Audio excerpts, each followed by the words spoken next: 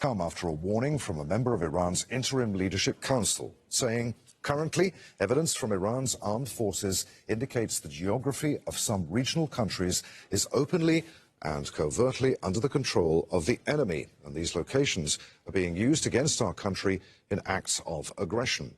Severe attacks on these targets will continue, and this strategy is currently being implemented. Well, Iran says its attack on a U.S. base in Bahrain is in response to a U.S. strike on a desalination plant. Iran's Foreign Minister Abbas Araghchi says the U.S. committed a blatant and desperate crime by attacking a freshwater desalination plant in Qashm Island. Water supply in 30 villages has been impacted. Attacking Iran's infrastructure is a dangerous move with grave consequences. The U.S. set this precedent, not Iran. The President of the United Arab Emirates has said that his nation is in a, quote, period of war. He's also said his country has thick skin and bitter flesh, saying, we're not easy prey. Mohammed bin Zayed said this during a visit to an Abu Dhabi hospital, which is treating some of the injured from Iranian attacks. Meanwhile, U.S. President Donald Trump has threatened to expand the military assault on Iran to include more targets and people. Speaking at a meeting of Latin American leaders in Florida, the president has continued to describe the strikes as a success. It's been amazing. We've knocked out 42 Navy ships, some of them very large, in 3 days.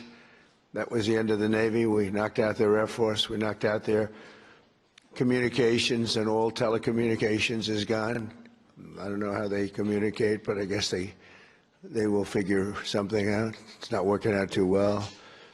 And they're bad people. They're just bad people. Those comments about escalation from Trump are coming after 1 week of conflict and as the humanitarian toll on Iran is already mounting.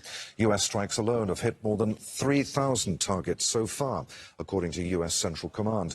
Between those and Israeli attacks, more than 1,300 people have been killed, at least 181 of those children. Iran says that 11 hospitals have been at least partially damaged by missiles, and that an estimated 100,000 people have been displaced inside Iran. The UN Refugee Agency says that it's been flooded with calls for assistance. Well, areas across Iran have been struck by US and Israeli warplanes again on Saturday. Earlier, Iran's president apologized to surrounding nations for attacking them, but then reiterated that Iran views American assets in the region as legitimate targets and part of self-defense. Iran's Revolutionary Guard Corps says it struck a tanker in the Strait of Hormuz. It says the Marshall Islands-flagged tanker ignored its warnings. The IRGC's threats to close the strait have stalled energy shipments from the Gulf.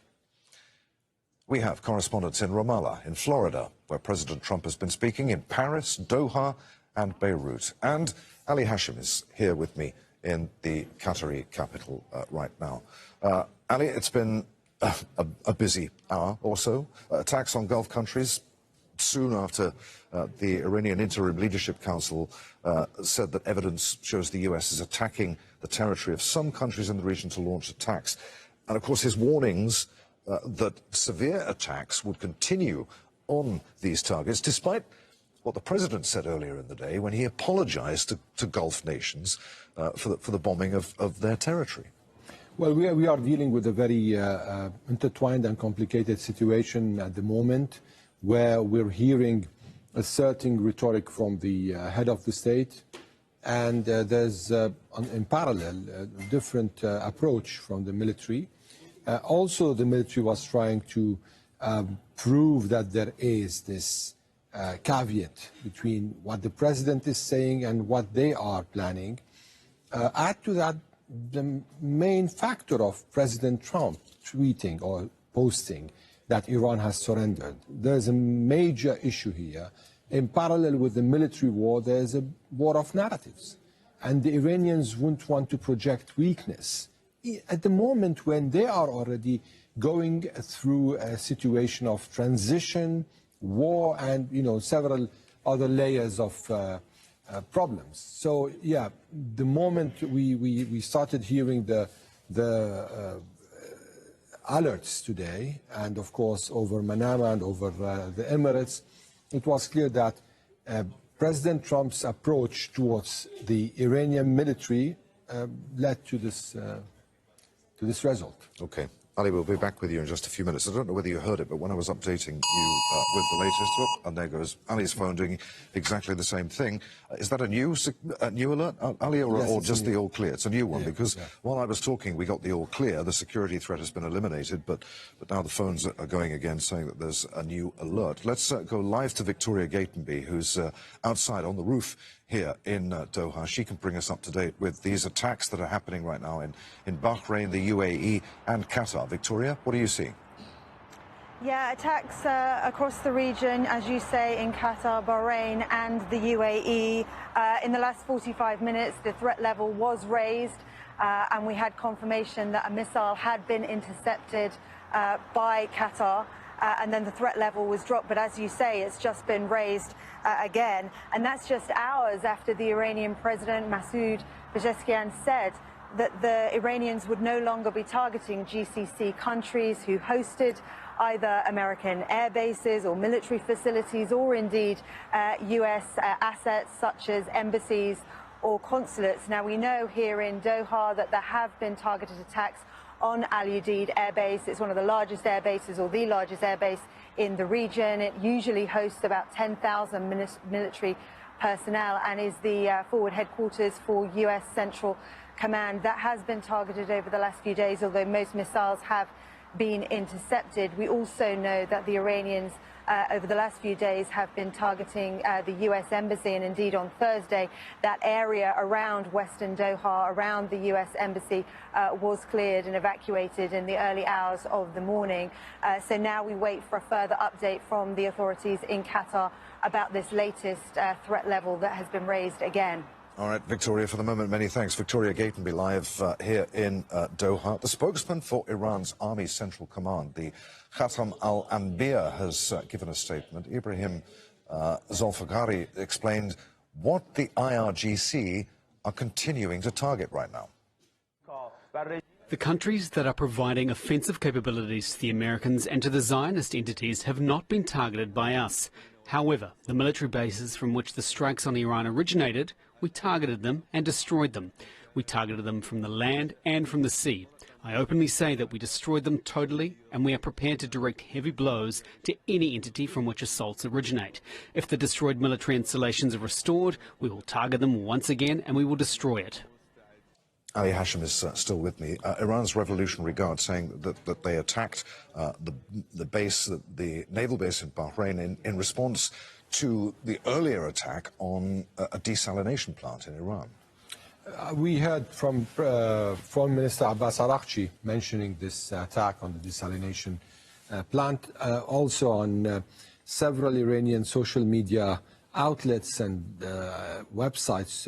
They've been posting a video of a rocket launch from Bahrain towards their own territories. Now, we don't know how much this is accurate, but at the end, right now, we heard from Foreign Minister Araghchi that this desalination plant was hit, and this is just one of several infrastructures that were hit, facilities that were hit over the past few days. We're dealing with more than 28 provinces in Iran that were hit in this war. That's almost 90% of the provinces in the country. And you know, it's a country of 1,700,000 kilometers, 93 million people. So a few people are finding refuge because everywhere is under attack. And we've been speaking about the metro stations in Tehran opening their doors, but in a city of 10 million, only 2.5 million can be taken into the metro stations. The rest are going somewhere else. Some of them went to the Azadi Stadium, the biggest stadium in Iran, that was also hit by the war. So it's really very difficult for people to cope with this situation. Yeah, I should point out that although we've got Iran's Revolutionary Guard saying that they attacked this naval base in Bahrain in response to an attack on a desalination plant, we can't confirm whether any attack on Iran, on that desalination plant, came from Bahrain. Let's just remind you now of what Iran's president has been saying on Saturday. Masoud Pezeshkian said earlier in the day concerning Iran's attacks on Gulf countries? Here I feel it necessary, regarding neighboring countries that were attacked by Iran, to apologize on my own behalf. Because of the vicious assault on us, we lost our supreme leader, our compatriots and loved ones. Our armed forces put their lives on the line to defend our territorial integrity. When the commanders were no longer there, acting on their own initiative, our armed forces carried out all the actions that were necessary, and they conducted the operations that were necessary and protected our country with strength. We do not intend to conduct an assault on neighboring countries, but like I've said before, they are our brothers. We have to be hand in hand with our brothers in peace. And the Interim Leadership Council approved a decision yesterday. That decision was relayed to our forces that they should no longer attack neighboring countries unless there is an attack on Iran staged on their soil. Well, after the apology, Pezeshkian followed up with a post on X and said the Islamic Republic of Iran has always emphasized the maintenance and continuation of friendly relations with regional governments based on good neighborliness and mutual respect for national sovereignty and territorial integrity. This does not negate Iran's inherent right to defend itself against military aggression by the United States and the Zionist regime. Ali, we had the apology. Earlier on Saturday, this evening, a wave of attacks right across the region. What are we supposed to make of that? Well, we go back to the video that President Pezeshkian posted this morning. It's clear that there were some, let me say, exchanges, diplomatic exchanges between the Iranians and Gulf countries, because to them, at the end, the Gulf countries were expressing their dismay. They were showing their own position, firm position towards these Iranian aggressions. But President was saying that this is going to stop. Then he apologized. It seems that the apology was one of the issues that created a rift between him and the armed forces inside. And then we started seeing on social media, on websites, and even the statement by the Khatam al-Anbiya spokesperson mentioning that the armed forces is never attacking other countries, but they are defending Iran from aggression. So it's how to frame the whole narrative, and this is what's been going on. Now, what happened later on, I don't have an answer, actually. I don't know. Al Jazeera's Ali Hashim with me. I don't think anyone does right now. Your guess is as good as anyone's. Many thanks indeed to Ali. US President Donald Trump has threatened to expand the military assault on Iran to include more targets and people. Speaking at a meeting of Latin American leaders in Florida, the president continued to describe the strikes as a success. Trump was speaking in Doral, Florida, in the past hour. Our Latin America editor, Lucia Newman, is with us now live from there and listened to Trump's remarks. What did you make of them? Well, he was there, at least he was supposed to be here, because he had summoned 12 Latin American leaders to hear about his plans for the Americas, an operation or an organization, he called it, that's just being started called Shield of the Americas. He did start, of course, by talking about the strength and the success of the U.S. military forces, and then he went on to expand that beyond the Middle East and other countries, but to say that Latin American countries could count on, quote, lethal U.S. military might to take out drug cartels, criminal organizations, and other enemies of the hemisphere, he said. But he also agreed that there were some countries that didn't want this. He said, well, and I'm paraphrasing him now, we have missiles that are so powerful and so accurate that they can go into the living rooms of drug cartels leaders and kill them right on the spot. All you have to do is ask. Most of the leaders there were interested. They are conservative, right to ultra-right-wing presidents, but not everyone was there. There were only 12 out of 33 regional leaders. Missing, quite conspicuously, was the president of Mexico, a country that certainly knows a lot about drug cartels and drug trafficking. She wasn't invited. Neither was the president of Brazil, Latin America's largest country. Al Jazeera's Latin America editor, Lucia Newman, reporting live from Florida. Lucia, many thanks indeed. Israel's military has carried out an airborne operation that's dropped troops near the town of Nabi Chit in Lebanon's eastern Bekaa Valley. Now, in the past few days, heavy Israeli strikes on the area have killed more than 40 people. Residents and Hezbollah fighters fired on the troops as they moved on foot. The Israeli troops then withdrew before leaving via helicopter. The strikes hit Nabi Chit and nearby towns. Al Jazeera's Zaina Hodder reports now from Nabi Chit in eastern Lebanon. We are in Nabi Chit, a town in eastern Lebanon. It was here on Friday night where an Israeli airborne operation was carried out. What you're seeing behind me was the center of the town, the main square of the town, now totally destroyed. Massive Israeli airstrikes came in. It just didn't target this area, but a number of areas in the town in an apparent attempt to allow Israeli troops who were operating inside the village to leave. Israeli troops reached the cemetery in the village of Nabi Chit and they dug this hole that the Israeli militaries were looking for the remains of Ron Arad, an Israeli pilot who went missing in the 1980s, whose whereabouts are not known. Perhaps the Israeli military was acting on an intelligence tip and they believed that his remains were in the cemetery. This is Hezbollah's heartland. People here are supporters of the group. People here are members of the group. What they are telling us is that they will never find Ron Arad. As Israeli troops were trying to leave the cemetery, the people of the town engaged in direct combat with them. You can see visible signs of how fierce the exchange of fire was. Israeli troops withdrew under the cover of Israeli strikes. Before the Israeli operation began, evacuation orders were issued for this town, the Israeli military ordering people to leave. But it was just a few minutes after that order was issued that intense Israeli strikes targeted the town, and a family is under the rubble. More than 10 people were killed in this strike alone as people continue to search for body parts. So the feeling here was the Israeli military wanted to empty the village before that Israeli airborne operation begins. Zaina Hodder, Al Jazeera, Nabi Chit, Eastern Lebanon. Let's take you live now to Lebanon's capital, Beirut. Al Jazeera's Bernard Smith is there. Bernard, what's the latest? Adrian, in the last 20 minutes, the Israeli military has issued another evacuation order, a displacement order for the southern suburbs. Behind me, we've got the incessant drone, the noise of the Israeli drone overhead. Again, we've seen a bit of tracer fire going up into the sky as well.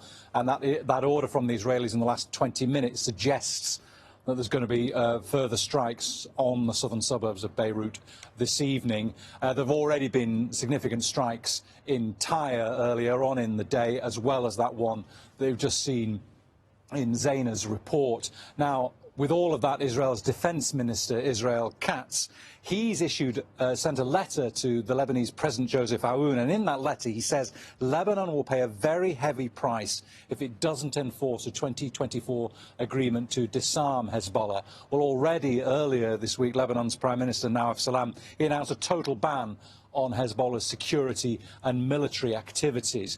But it's one thing for the Lebanese government to ban Hezbollah's military and security activities. It's another thing to practically try and disarm Hezbollah, that, although weakened significantly since 2024, remains a very potent political force. And the great risk for the government in Lebanon is sparking sectarian violence and strife if it moves on Hezbollah with the Lebanese military. The challenge for the Lebanese is always to try and meet the demands of the Americans and the Israelis to disarm Hezbollah while not sparking sectarian strife within the country, which remains divided on sectarian lines with the Shia Muslims, the Sunni Muslims, different Christian sects and the Druze. The Lebanese want to avoid any sectarian strife.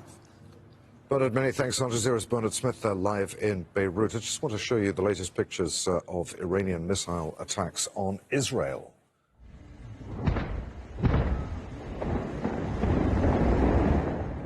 These are pictures of interceptions over Israel and occupied Palestinian territories over the last few hours. Air defense systems in Israel were activated to contain projectiles flying over its territory. Let's head to Ramallah in the occupied West Bank.